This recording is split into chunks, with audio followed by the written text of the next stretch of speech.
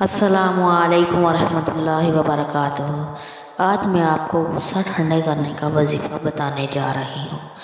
بہت سے لوگ ایسے ہوتے ہیں، غصہ بہت زیادہ آتا ہے، اس کی وجہ سے گھر برباد ہو جاتے ہیں، بہت زیادہ مسئلے گھروں میں بنتے ہیں۔ اس کی وجہ سے اس عمل کو کرو گے تو انشاءاللہ بہت جلد آپ کو فائدہ ہوگا اس کا، کیونکہ غصہ بہت جلدی ٹھنڈا ہو جاتا ہے۔ اللہ کے کلام پر یقین کر کے کریں تو بہت جلد اس کا فائدہ ہو جاتا ہے۔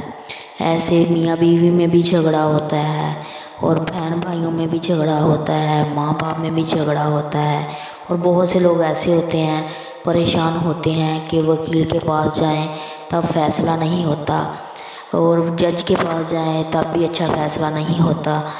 اس کی وجہ سے پریشانی میں مبتلا ہوتے ہیں، اور یہ وظیفہ کرو گے تو انشاءاللہ بہت جلد آپ کو فائدہ ہوگا۔ جج کے پاس جاؤ گے تو وہ بھی ہنس کی لہر کے ساتھ آپ کے ساتھ پیش آئے گا، اور وکیل کے پاس جاؤ گے تو وہ بھی ہنس کر مسکرا کر آپ کا بہت جلد کام کر دے گا۔ اس کی وجہ سے پریشانی ختم ہو جاتی ہے۔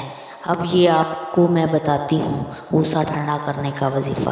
اگر دو آدمی لڑ رہے ہوں یا دو پریوار میں بھی جھگڑا ہو رہا ہو تو فوراً یا رؤوف پڑھنا شروع کر دیں۔ 100 مرتبہ اول آخر درود ابراہیم پڑھیں تو غصہ ٹھنڈا ہو جاتا ہے۔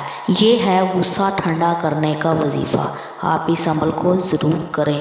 انشاءاللہ اللہ کے فضل و کرم سے، اللہ کی عطا نعمتوں سے اللہ تعالیٰ بہت جلد آپ کے لیے آسانی پیدا کرے گا۔ جزاک اللہ خیر۔